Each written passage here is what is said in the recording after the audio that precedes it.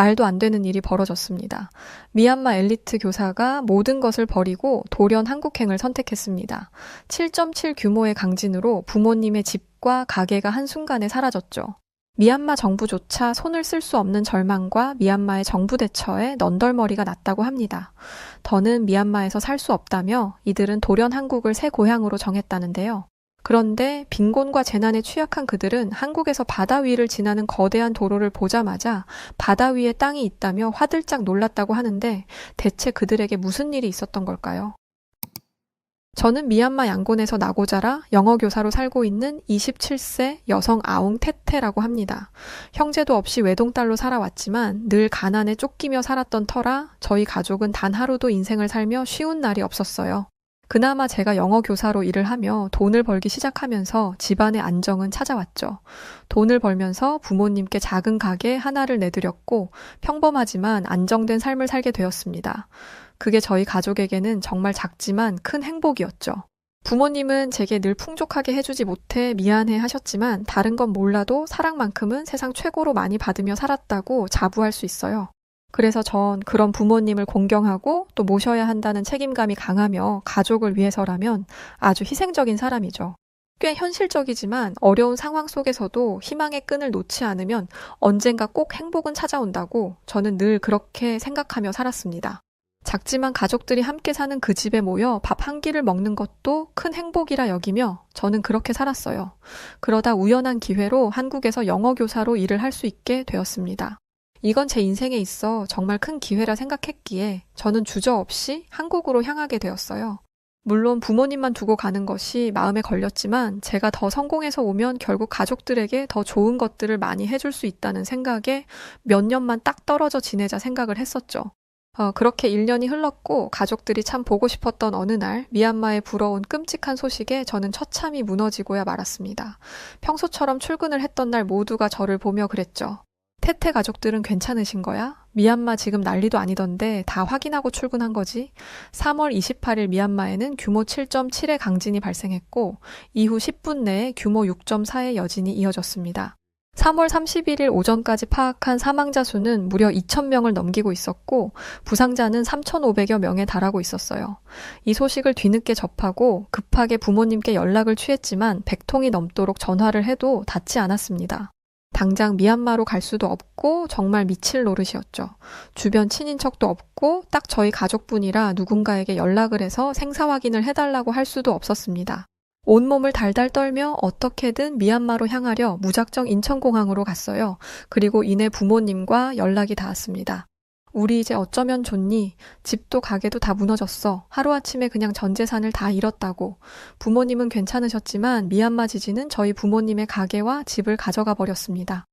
모든 재산을 한순간에 잃고 충격에 빠지신 부모님께 괜찮다고 하나씩 해결하자고 씩씩하게 말했지만 현실은 너무 차가웠습니다.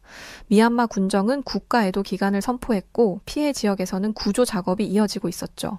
그러나 현실적인 대안책이 전혀 없었습니다.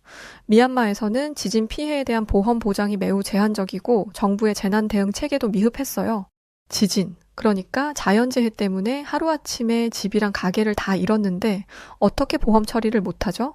정부에서도 손 놓고 있고 보험사에서도 자연재해 보험 보상을 못한다고 하면 집을 잃은 제 부모님은 어떻게 살라는 겁니까?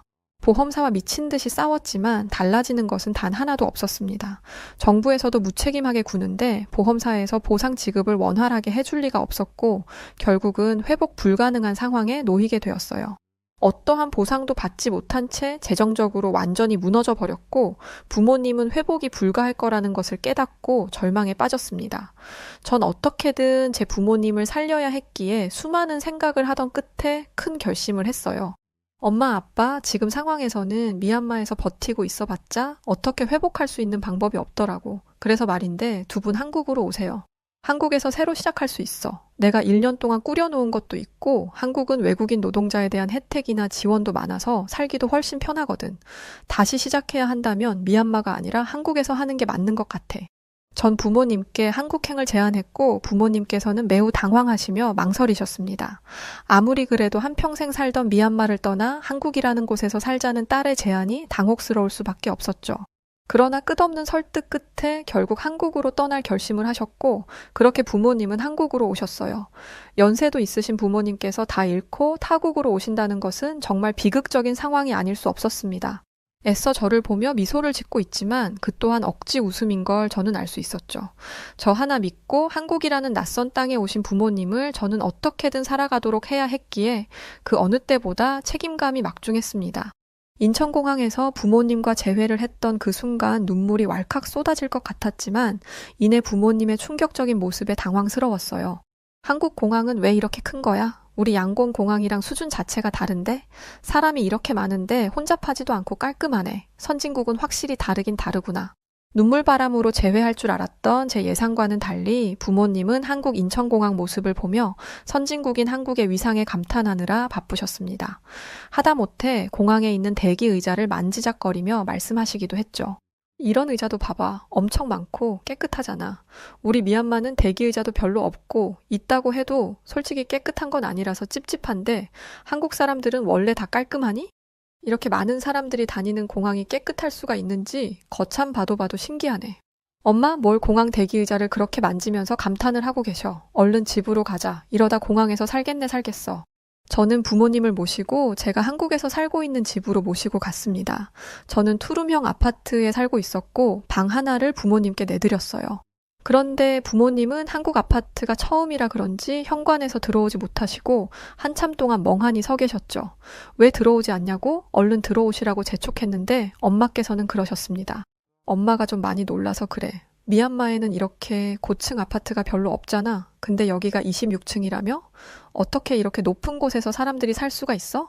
거기다 지하 주차장에서 그 공동문인가 그 자동으로 열리던 문 말이야. 그것도 입주민만 들어올 수 있다며 보안도 철저하고 여러 가지로 좀 많이 놀라서 그래. 부모님은 미얀마와 전혀 다른 한국 아파트에 많이 놀라셨어요. 그도 그럴 것이 미얀마는 대부분 단독주택이나 저층 건물에서 생활을 하고 저희 가족이 살던 양곤 같은 대도시에도 아파트는 있지만 한국처럼 고층 아파트는 없습니다. 무엇보다 한국은 보안 시스템이 아주 철저하죠. 공동현관 출입 보안 시스템과 CCTV, 도어락, 인터폰 등이 철저하기에 부모님께서는 이런 걸 보고 많이 놀라셨어요. 저도 처음에 한국에 왔을 때 첨단 기술과 스마트홈 시스템에 많이 놀랐는데 부모님도 마찬가지셨죠. 미얀마에서는 기본적으로 전기를 안정적으로 공급받기가 어려운 반면에 한국은 스마트홈 시스템이라 하여 인터폰, 자동 조명, 난방 조절 등을 기본적으로 누리며 살 수 있으니 문화적 충격을 받을 수밖에 없었습니다. 심지어 미얀마는 집 앞에 주차하는 경우가 대부분이라 지하주차장 개념이 익숙하지 않은데 한국은 지하주차장이 넓고 체계적인 시스템인 입주민 차량 번호 인식, 전기차 충전소, 자동 세차 등이 있으니 놀랄 가능성이 높았죠. 저는 이토록 신기해하는 부모님께 더 알려드리고 자랑하고 싶었습니다. 아직 한국에 놀라긴 이른데 얼른 신발 벗고 들어와봐. 한국은 신발 벗는 문화인 건 아시지? 엄청 따끈따끈할 거야. 이내 부모님은 태어나 처음으로 온돌 난방의 따뜻함을 느끼셨고 주저앉아 손바닥으로 바닥을 만져보시며 감탄을 하셨어요. 세상에 바닥이 이렇게 따뜻할 수 있어? 한국 바닥은 다르다고 듣긴 했는데 너무 따뜻하고 좋네. 집안에 온기가 가득하잖아. 부모님은 한국의 온돌 난방 시스템에 가장 만족하셨습니다. 미얀마와 전혀 다른 실내 문화인 신발을 벗는 문화에 처음에는 어색해 하셨지만 바닥을 타고 전해지는 따뜻함에 안정을 느끼셨죠. 소파가 있는데 맨바닥에 앉아서 따뜻하다며 온기를 계속 느끼고 계셨습니다. 부모님은 한참 동안 집을 둘러보셨고 정말 생각하지 못한 사소한 부분에도 감탄을 계속 이어가셨어요. 세상에 26층에 발코니가 있으니 여행을 갈 필요가 없겠네. 이 높은 곳에서 다 내려다 보이잖아. 한국 아파트는 정말 대단하구나. 미얀마랑은 정말 차원이 다르네. 선진국은 정말 다르구나. 나는 아까 집에 다 왔다고 하는데 차들이 땅속으로 들어가더니 태태 너까지 땅속으로 가길래 이게 무슨 일인가 했는데 지하 주차장이 3층씩이나 깊게 있을 줄은 상상도 못했다니까. 차가 갑자기 왜 땅속으로 기어 들어가나 싶었어? 그런 생각을 할 줄은 몰랐는데 웃긴다 엄마. 한국은 미얀마랑 다르게 살기가 진짜 편하고 좋아. 집만 봐도 엄청 좋아 보이지 않아? 그렇게 부모님과 오손도손 대화를 나누며 낯선 한국에 적응하는 시간을 가졌습니다. 낯선 문화를 만난 충격과 그 속에서 얻는 따뜻한 감정이 절묘하게 교차하며 저희 가족에게는 더할 나위 없이 소중한 시간이었죠. 한국에 오신 부모님께 처음으로 대접한 음식은 바로 굴 요리였고 전문 식당으로 모셨습니다. 미얀마에서는 아주 고급 음식이고 대중적이지 않았던 굴이 한국에서는 정말 저렴하고 푸짐하게 또 맛있게 먹을 수 있어서 꼭 모시고 싶었거든요. 태태, 엄마 아빠 한국에서 하루 이틀 있다가 갈 것도 아닌데 처음부터 무슨 이렇게 비싼 음식을 사주고 그래. 안 그래도 너한테 기대 살아야 해서 미안해 죽겠는데 그러지 말고 나가서 다른 걸 먹자. 아니야, 한국은 미얀마처럼 해산물 자체가 비싸지 않아. 미얀마는 굴이 흔하지 않아서 고급 레스토랑이나 가야 있고 부유층이 먹는다고 생각하지만 한국은 안 그래. 그렇게 부모님을 안심시킨 후 평소 미얀마에서 먹지 않는 방법의 굴 요리를 먹게 해드렸어요. 미얀마는 주로 튀겨 먹지 생굴을 먹지는 않거든요. 그래서 생굴과 굴국밥을 대접했습니다. 처음에는 주저하시던 부모님께서 정말 한마디도 없이 우걱우걱 드셨고 이내 말씀하셨죠. 이거 정말 너무 맛있다. 왜 미얀마에서는 굴을 이렇게 날것으로 먹거나 굴국밥으로 먹을 생각을 못했을까? 진짜 고소하면서 엄청 신선하고 비리지도 않고 식감도 좋네. 숨도 안 쉬고 먹었어, 글쎄. 부모님은 대만족하셨고 그 모습을 보는데 너무 뿌듯했습니다. 제가 한국에 와서 1년간 살며 가장 만족했던 부분이 바로 식문화였거든요. 한국은 정말 어떤 식당을 들어가도 다 맛있을 정도로 음식 맛이 대체적으로 평균 이상이고 맛에 비하면 부담스러운 가격도 아니었죠. 정말 괴로운 상황에 낯설고 힘드실 텐데 제 부모님은 한국의 음식 하나로 미소를 되찾게 되셨습니다. 그런 부모님을 보며 괜시레 가슴이 뭉클해지기도 했어요. 물론 부모님의 한국 생활은 그리 쉽지만은 않았습니다. 저야 젊었고 직업도 있어 사회생활을 하며 친구들도 사귀고 한국 생활에 녹아들기 쉬웠지만 제 부모님은 저 말고는 아무도 없었죠. 그렇다 보니 부모님이 겪는 문화적 차이와 적응 문제들은 있었습니다. 가장 큰 문제는 아무래도 언어의 장벽이었어요.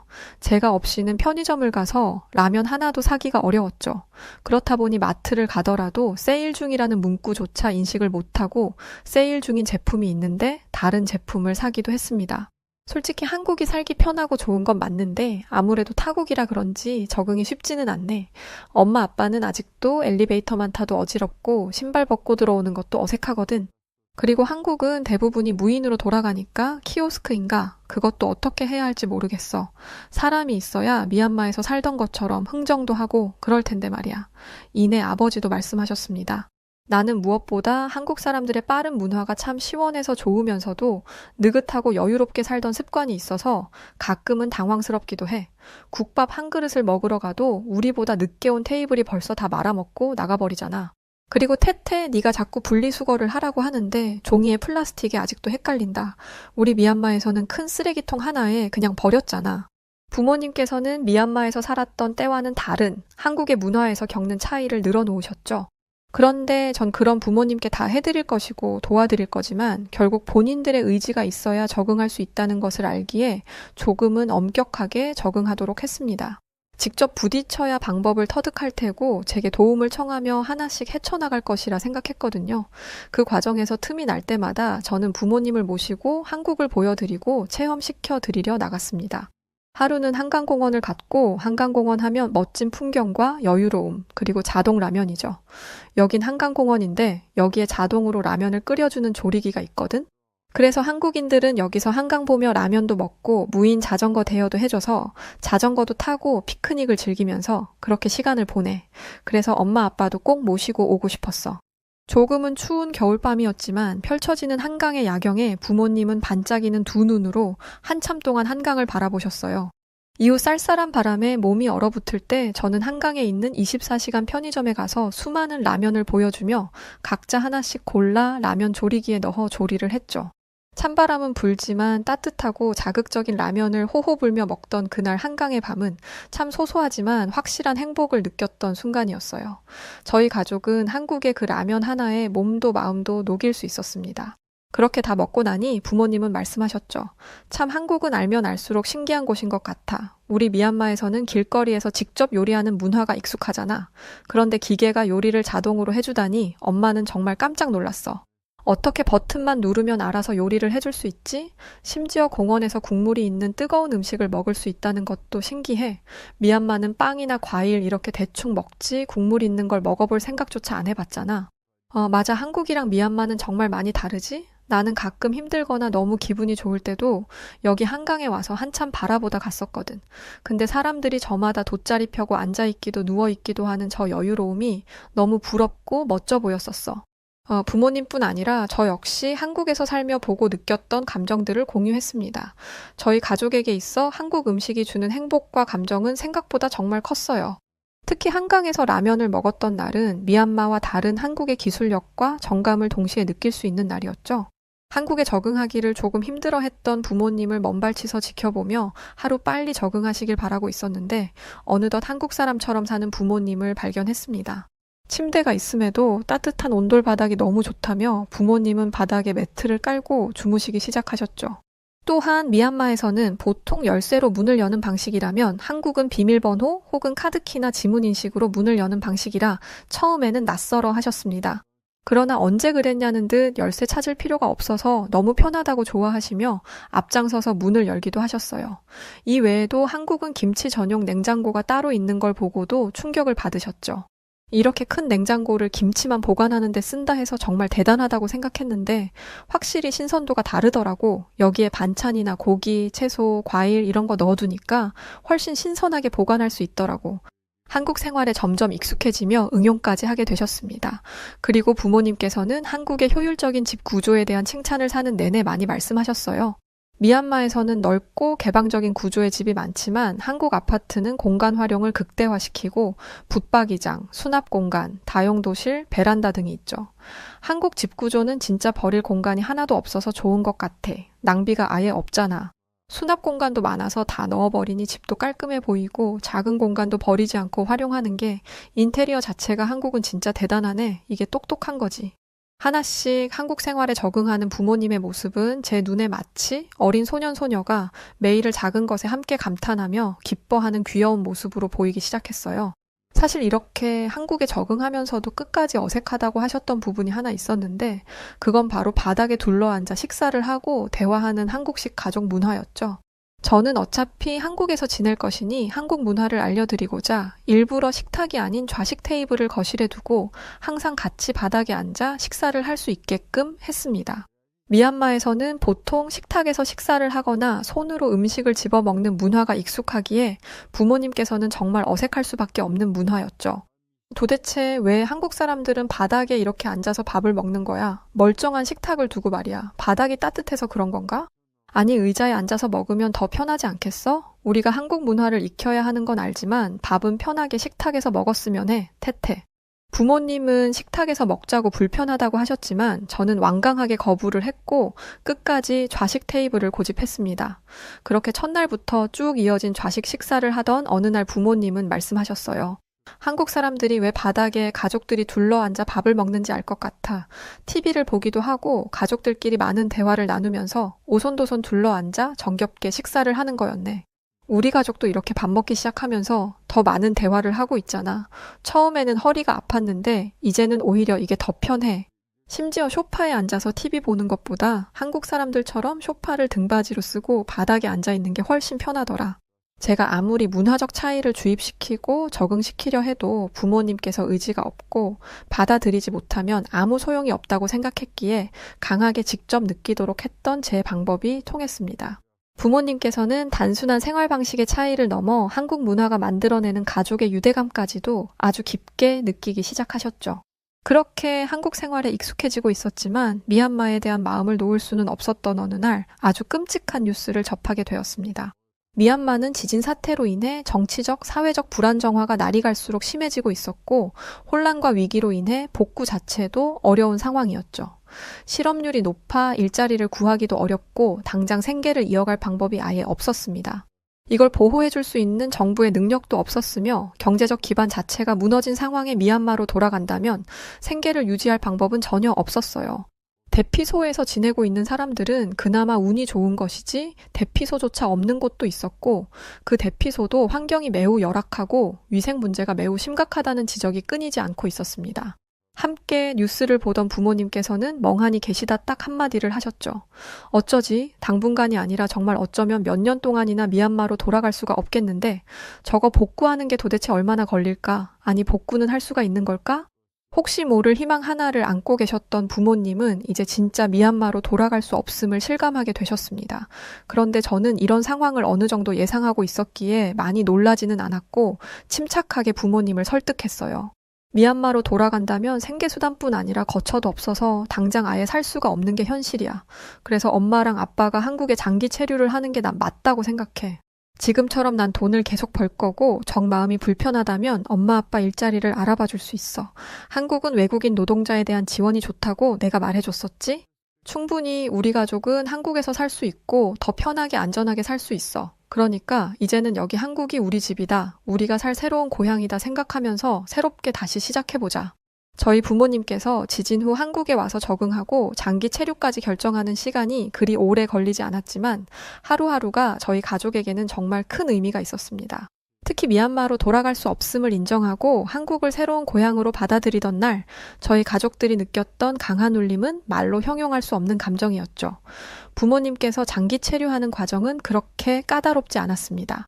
제가 먼저 한국에 와서 1년이 넘도록 자리를 잡고 있던 것이 신의 한 수였죠.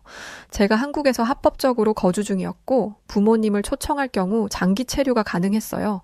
경제활동을 잘 하고 있으며 안정적으로 한국에서 자리 잡고 있다는 것을 증명하는 서류들을 제출했고 경제적 자립 가능성을 증명하며 그렇게 하나씩 해결했습니다.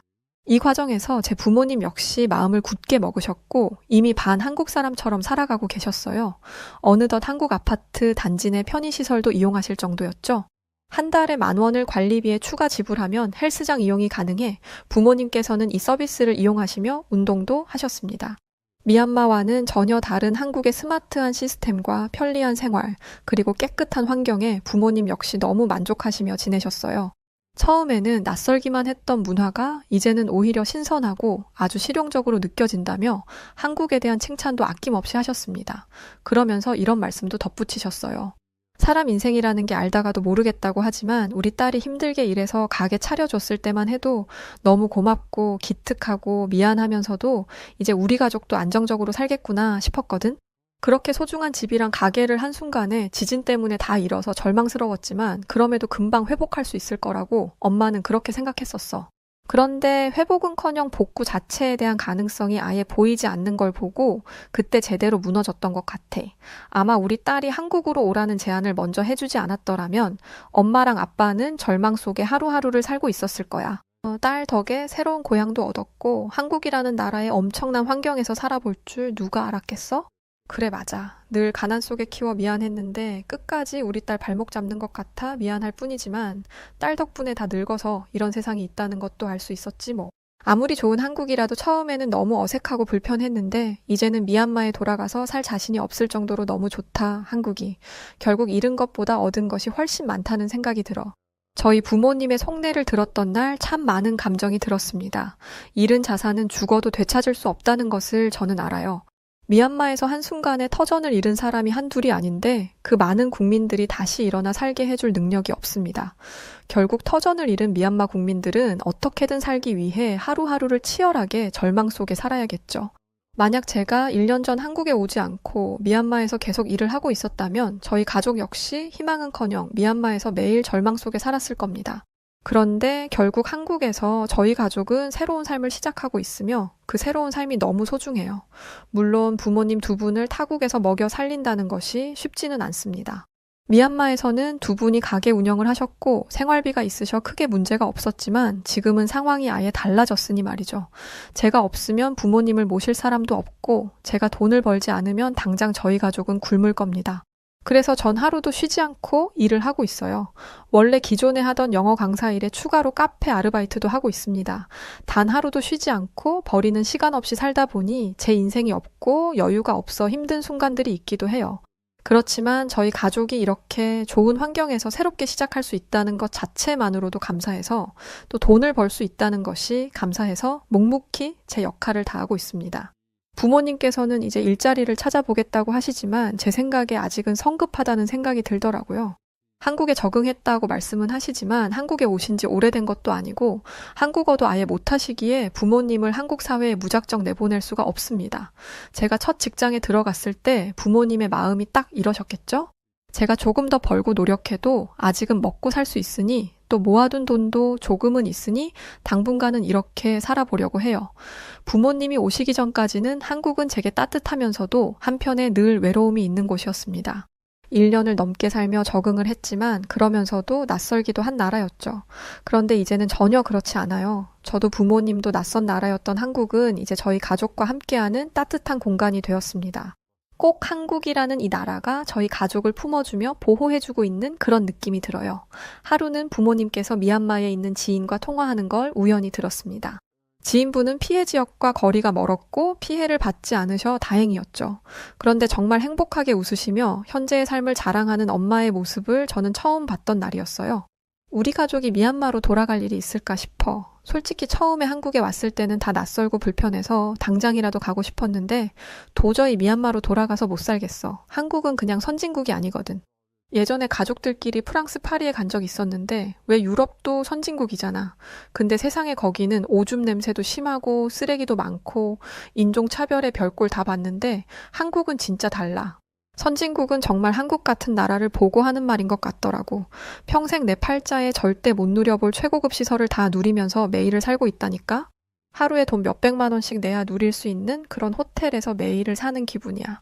엄마는 한국이 정말로 너무 좋으셨던 겁니다. 지인분은 그래도 모든 걸 다 잃었는데 걱정이 없냐고 괜찮냐고 물으셨지만 저희 엄마는 이렇게 대답하셨어요.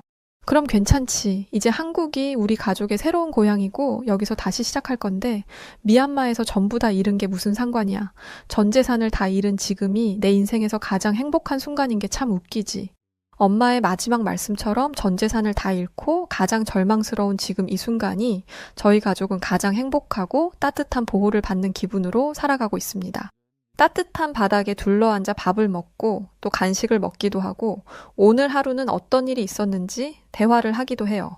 미얀마에서는 각자의 생활이 바쁘고 그 하루하루가 너무 당연해서 서로 등한시했다면 지금 저희 가족의 한국 생활은 하루하루를 너무 소중하게 여기며 한국의 따뜻한 온도에 맞춰 살아가고 있습니다.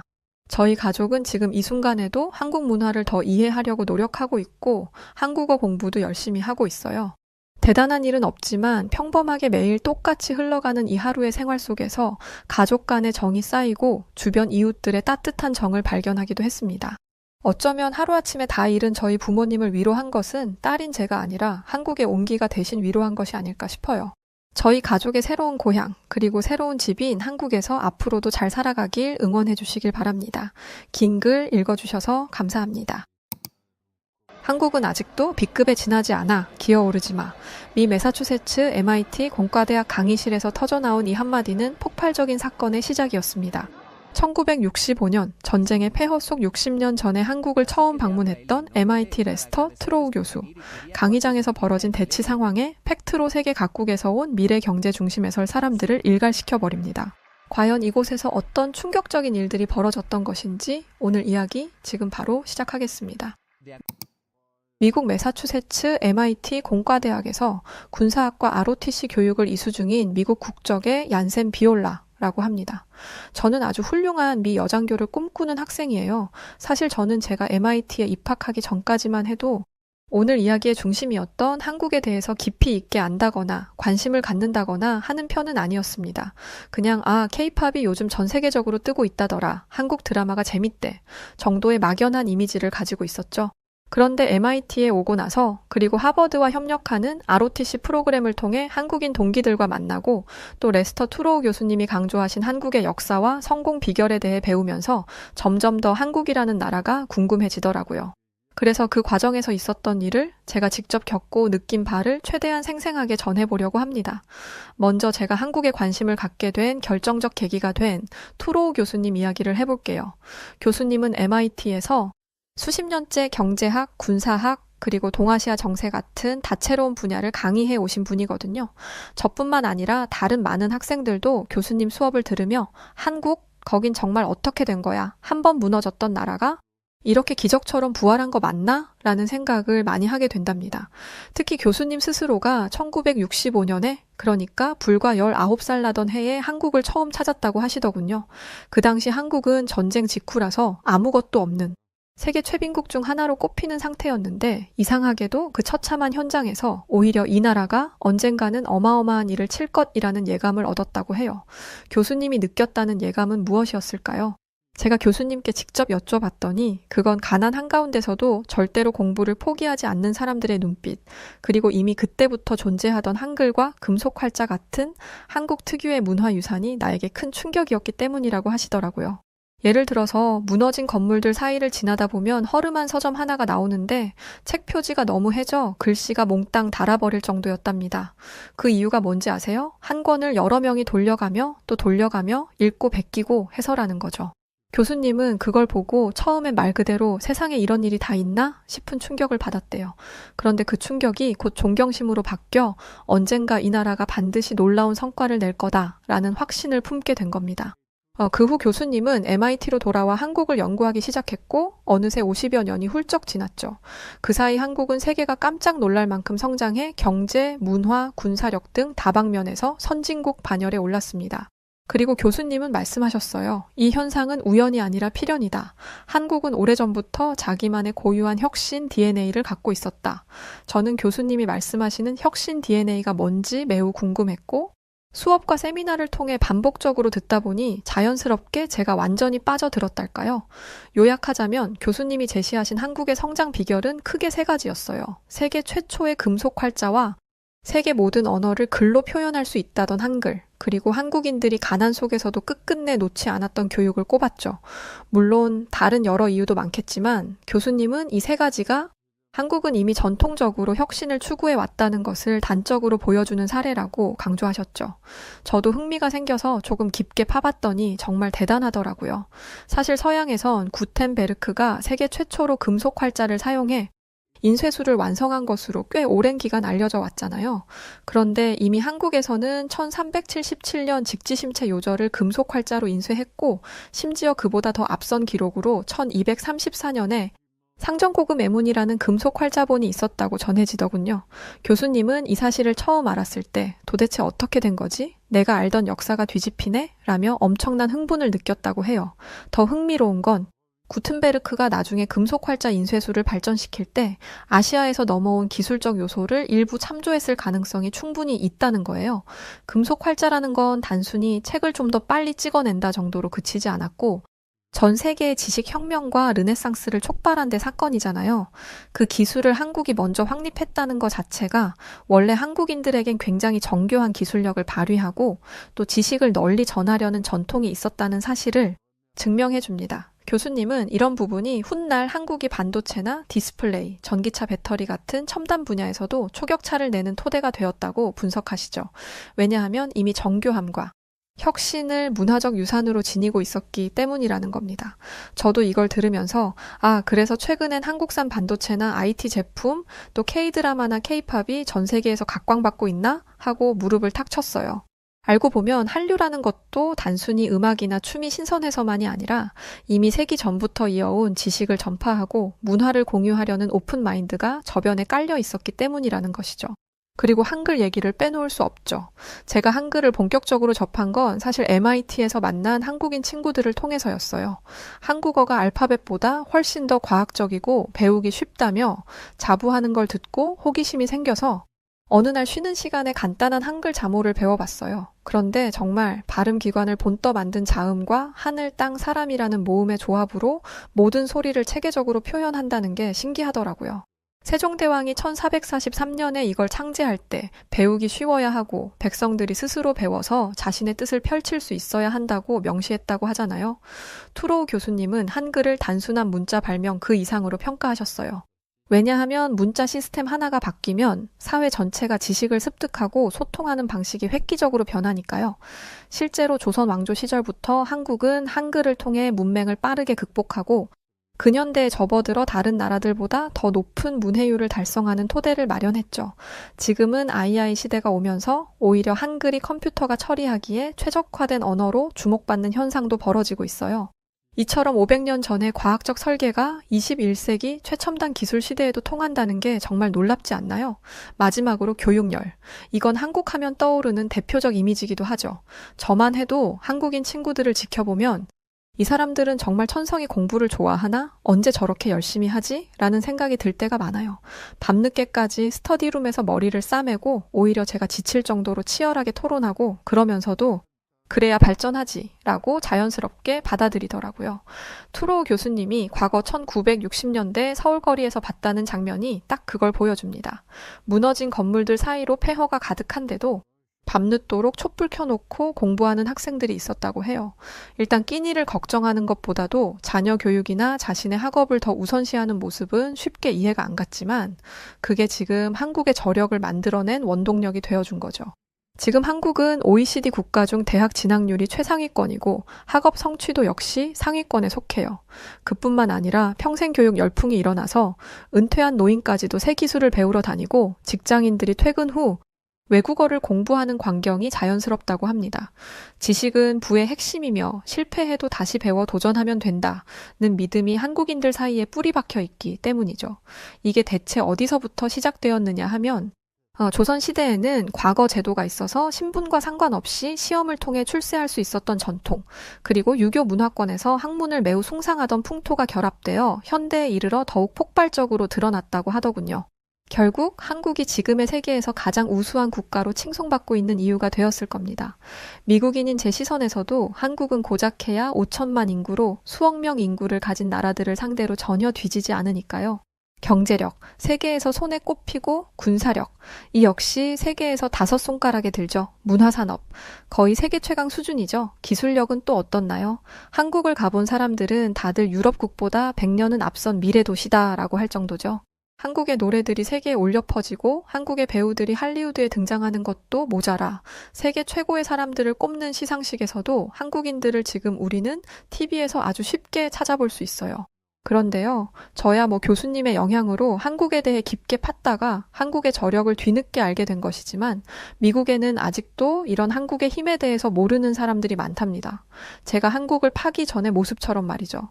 그런데 어느 날 한국에 대해 무지했던 세계 각국의 유학생들이 이 한국으로 인해서 아주 충격을 받게 되는 사건이 하나 있었습니다. 그 발단은 바로 한국을 경쟁국도 아닌 자신들의 아래라고 보는 일본 학생들 때문이었어요. 저를 포함한 각국의 유학생과 ROTC 학생들은 동북아 정세와 관련한 강의를 듣게 되었습니다. 러시아가 우크라이나를 침공하고 중국이 대만을 압박하며 한밀 3국이 군사협력을 더욱 강화해야 하는 상황이 전개되고 있었거든요. 투로우 교수님께서는 한국, 미국, 일본은 과거에 얽힌 갈등이 많았음에도 지금은 협력을 논의하고 있다.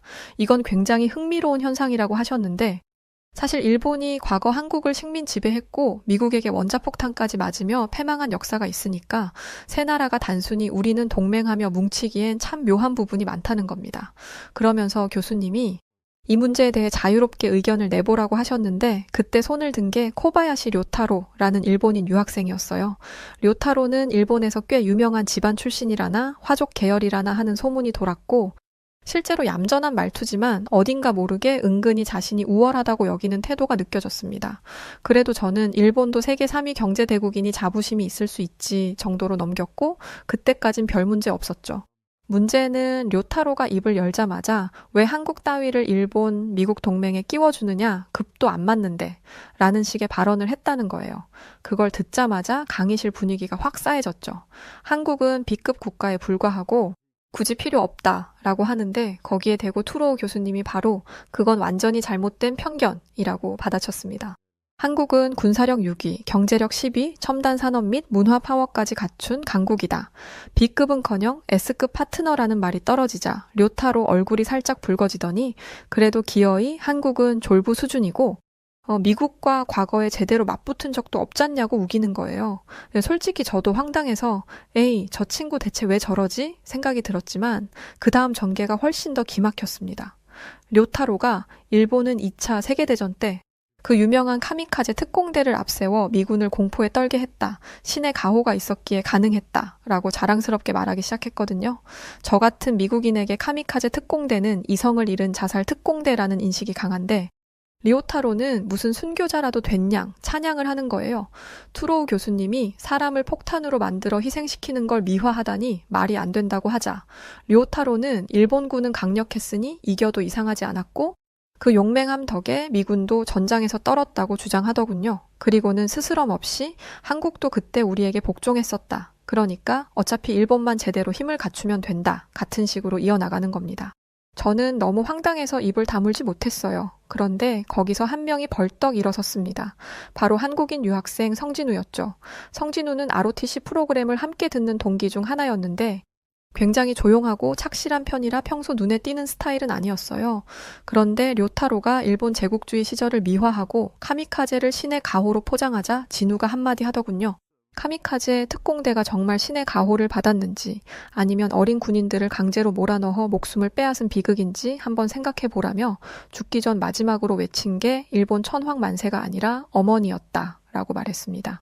그리고는 그들이 왜 그랬겠느냐? 그들은 가족을 볼모로 잡혀서 어쩔 수 없이 전장으로 내몰렸다. 심지어 조선인 소년도 포함되어 있었고 바퀴가 제거된 비행기에 태워져 돌아오지 못하게 만들었다고 덧붙이는데 강의실 공기가 딱 얼어붙었습니다. 료타로마저 말을 잃었다가 이내 폭발적인 반응을 보였어요. 네가 뭘 안다고 함부로 떠드느냐. 증조 할아버지가 일본군 장교였는데 그런 소리는 못 들었다면서 소리소리를 질렀죠. 결국 강의실은 한국과 일본의 대립으로 팽팽한 긴장감이 감돌았어요. 사실 저는 이 광경을 굉장히 흥미있게 지켜봤습니다. 확실히 이야기는 한국의 사례들이나 현재의 모습들, 지난 과거 역사, 군사력까지 모든 게 한국이 우세하게 보였어요. 강의를 진행하는 교수님도 개인의 감정을 실어 어느 한쪽으로 힘을 몰아준 것이 아니라 역사를 근거해 사실만을 팩트로 확인해 주셨는데 이 또한 한국이 우세한 방향이었죠. 결국 안 되겠는지 주먹 다짐까지 오가려는 상황도 벌어지고 료타로가 진우에게 달려들기도 했는데 진우는 태권도 유단자여서 그랬는지 료타로의 도발에도 아주 침착하게 모두 방어했죠. 그런데 참 놀라웠던 게 료타로는 주먹을 휘둘렀지만 진우는 단 한 번도 주먹을 휘두르지 않았다는 거예요. 그저 웃으면서 료타로가 퍼붓는 주먹을 슬쩍슬쩍 피하고 맞기만 하더군요.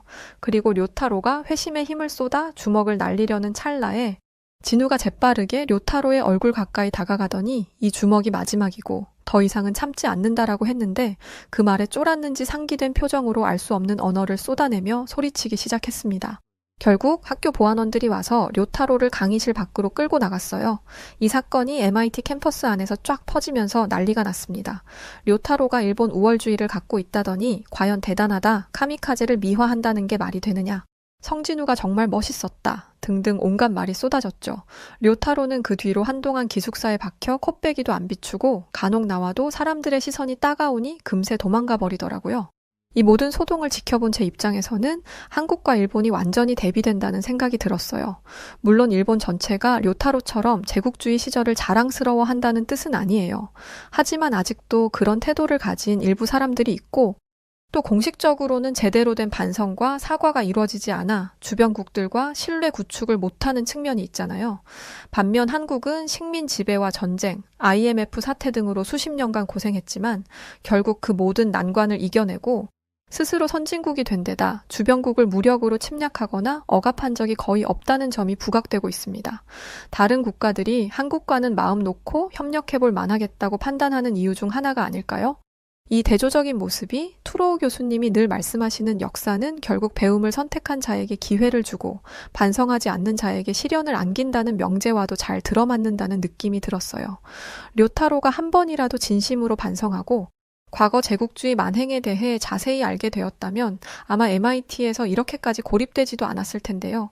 게다가 한국은 고난의 역사 속에서도 민주주의를 평화적으로 완성하는 등 굉장히 독특한 길을 걸어왔잖아요. 교수님 말씀에 따르면 전쟁 이후 가난의 역경들을 지혜와 노력으로 이겨내고 시민이 주체가 되어 민주화를 이룬 일은 세계사적으로도 보기 드문 사례라고 하더라고요. 대부분 후발국들이 민주화를 시도할 때는 치열한 내전이나 다시 군부 쿠데타가 일어나 큰 혼란을 겪는 경우가 많으니까요. 그런데 한국은 비교적 평화적 시위와 시민의식의 발전을 통해 그걸 이뤄냈다는 겁니다. 그러니 경제력뿐만 아니라 정치, 사회적으로도 빠르게 선진국 대열에 진입할 수 있었던 거죠. 저는 그래서 더욱 한국이 대단해 보였고 료타로가 한국은 졸부라고 폄하할 때 졸부가 아니라 온갖 고난을 정당하게 이겨낸 모범 국가라는 생각이 들었습니다. 그러니 미국이 한국을 동맹으로 삼으려 하고 MIT 같은 명문에서 한국인 유학생들을 활발히 영입하려는 현상이 그저 우연이 아니겠죠. 실제로 이곳에서 만나본 한국인 친구들은 정말 열정적이고 무언가를 배우거나 만들어내는데 기쁨을 느끼는 듯 했습니다. 그 에너지가 종종 부럽기도 했지만 한편으론 제게도 자극이 되었고 나도 열심히 공부해야겠다라는 동기부여가 되었어요.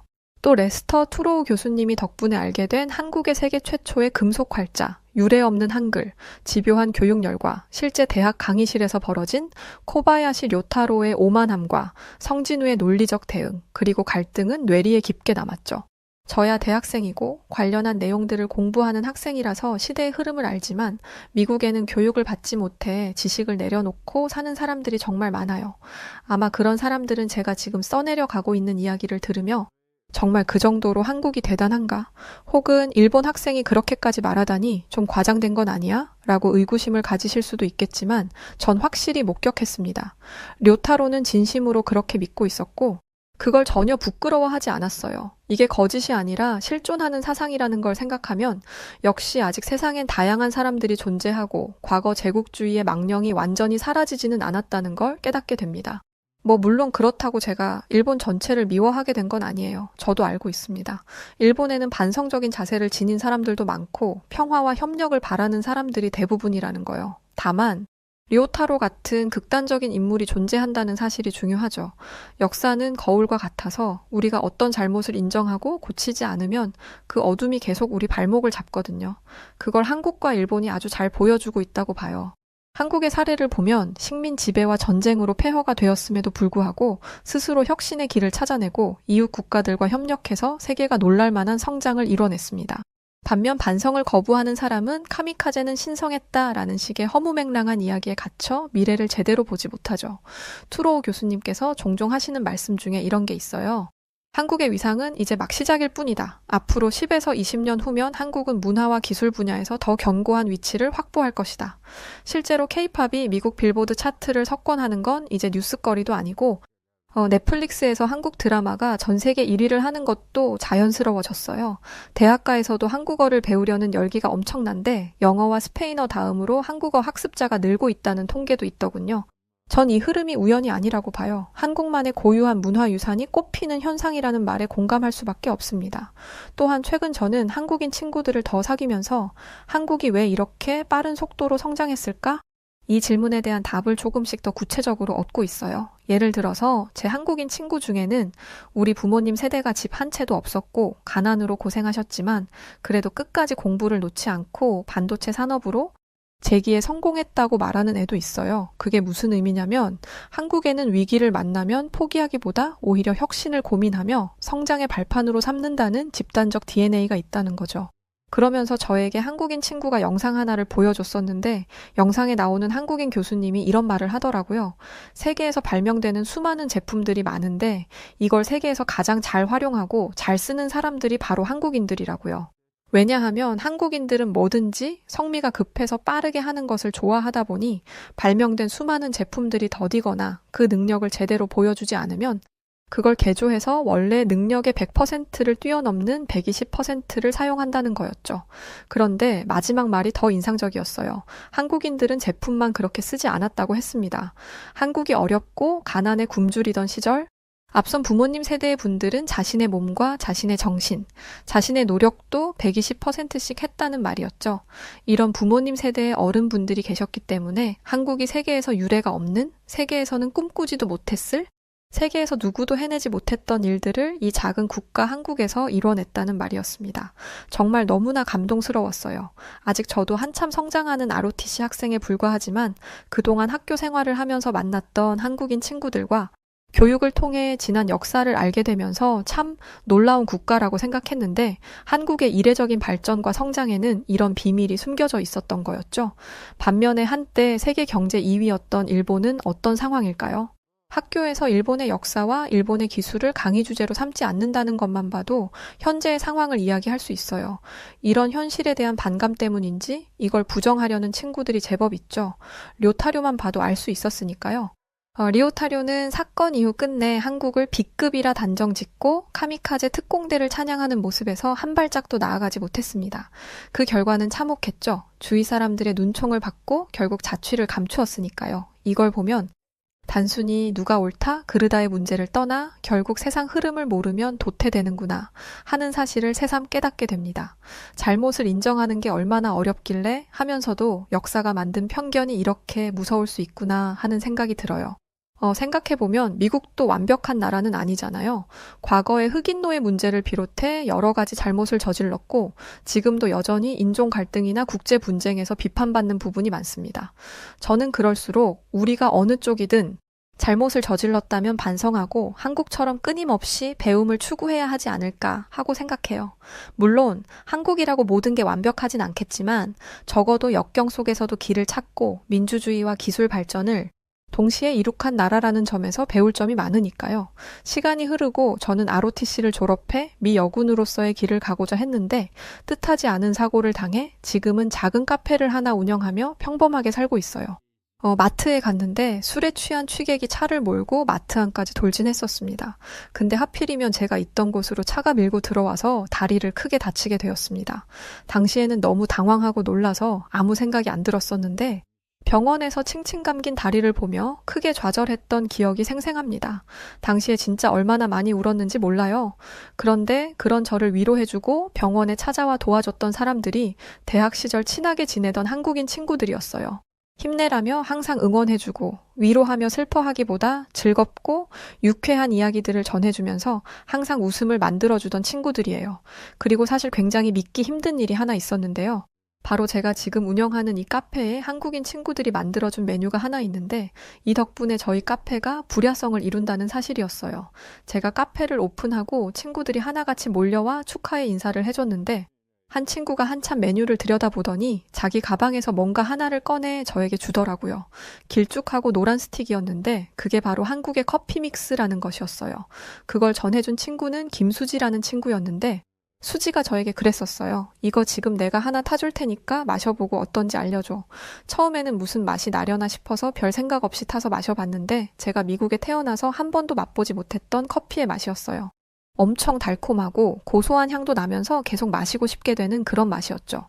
우리 미국에서 팔던 라떼와는 전혀 다른 거였어요. 그 이후에 친구들과 이와 비슷한 맛을 내기 위해서 커피가루와 설탕, 프림들을 적절하게 배합했었고 실제 커피 믹스와는 맛이 완벽하게 똑같지는 않지만 아주 달콤한 커피를 만들어낼 수 있었습니다.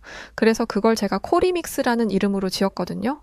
코리아의 코리와 커피 믹스의 믹스를 붙여서 만들었는데 처음에는 하루에 한 잔도 팔리지 않아서 손님이 뜸하던 날 제가 마시려고 한 잔을 타서 앉아 있었는데 한 손님이 들어와서는 제가 마시는 걸 보고 제가 마시던 걸 마시고 싶다고 하셨었죠.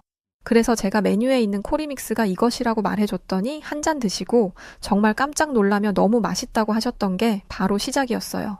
이후에 저희 카페에서 가장 많이 팔리고 가장 많이 찾는 것이 바로 코리믹스입니다. 미국 전역을 돌아다녀도 이 메뉴는 저희 가게밖에 없다 보니까 더 많은 분들이 찾아주시는 것 같아요. 참 어떻게 생각하면 한국과의 인연이 깊다는 기분이 들어요.